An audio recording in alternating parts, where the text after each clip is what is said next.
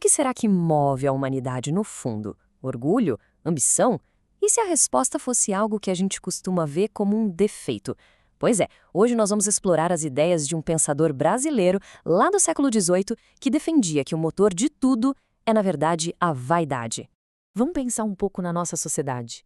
O que faz ela girar? É a busca por poder, a corrida sem fim por dinheiro? Ou será que são coisas mais nobres, como a fé, a justiça? São as respostas que a gente ouve sempre, né? Mas será que elas explicam tudo? Então, lá no século XVIII, um pensador resolveu discordar de tudo isso. Ele chegou com uma ideia bem radical para a época. A sociedade não se sustenta por grandes ideais, não. Ela se baseia em algo muito mais pessoal e até meio desconfortável, a nossa própria vaidade. Mas afinal, quem era o homem por trás dessa ideia tão provocadora? Para a gente entender a filosofia dele, primeiro a gente precisa conhecer a sua história. O nome dele era Matias Aires e ele era literalmente um homem de dois mundos. Ele nasceu em São Paulo, em pleno Brasil colônia, mas com 11 anos de idade se mudou para Lisboa. Isso colocou ele bem no meio do furacão intelectual da Europa, o Iluminismo. E a jornada intelectual dele foi impressionante, viu? Começou com uma educação jesuíta aqui em São Paulo, mas logo foi para as grandes universidades de Portugal e da França. Lá ele mergulhou de cabeça no pensamento mais avançado da época, estudando de tudo, ciências, filosofia moral. Essa mistura toda foi fundamental para a visão de mundo única que ele desenvolveu.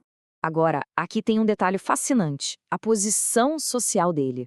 A família era riquíssima, muito poderosa. O pai dele e depois ele mesmo chegaram a comandar a Casa da Moeda em Lisboa. Mas, apesar de toda essa grana e poder, eles tinham origens humildes. E por causa disso, a aristocracia portuguesa nunca os aceitou de verdade. Eram vistos como gente de fora. E foi justamente essa perspectiva de quem vê as coisas de fora com um olhar mais crítico que permitiu que ele dissecasse a sociedade daquele jeito.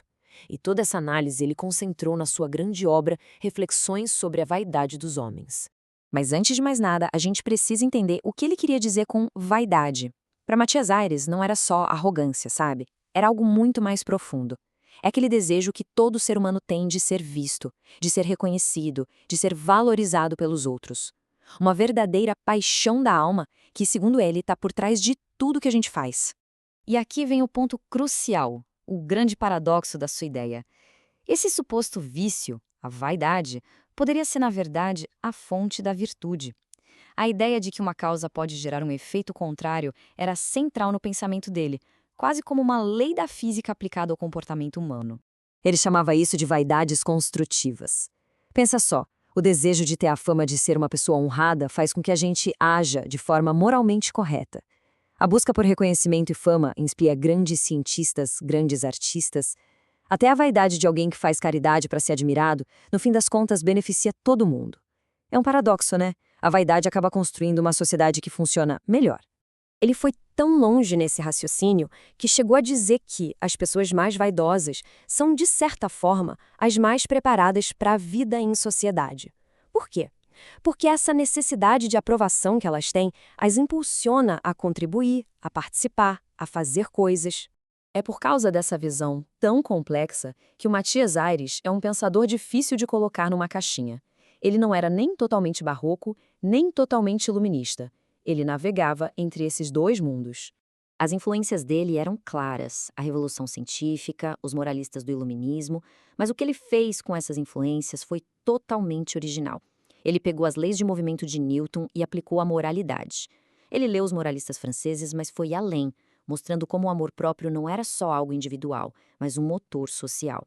E para fechar, ele escrevia num estilo barroco, cheio de floreios, mas com ideias de uma clareza e modernidade impressionantes. A crítica que ele fazia da própria história é um ótimo exemplo dessa modernidade toda.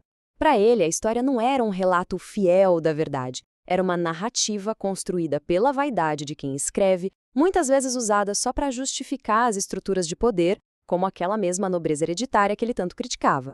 E apesar de toda essa genialidade, acredite se quiser, Matias Aires foi praticamente esquecido, apagado da história por mais de um século. Foram 135 anos de esquecimento total, um filósofo perdido no tempo. Em parte porque as ideias dele eram radicais demais e a crítica que ele fazia à elite era afiada demais para a época. Só que hoje, as ideias dele sobre essa busca por reconhecimento parecem até proféticas. Pensa bem na dinâmica das redes sociais. A busca por curtidas, por validação, por status. Não é exatamente a paixão da alma que o Aires descreveu quase 300 anos atrás.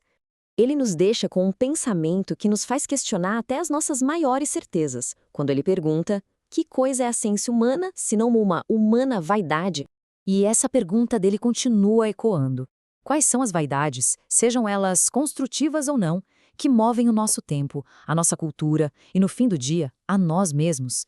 Uma reflexão deixada por um filósofo que foi esquecido, mas que hoje se mostra mais atual do que nunca.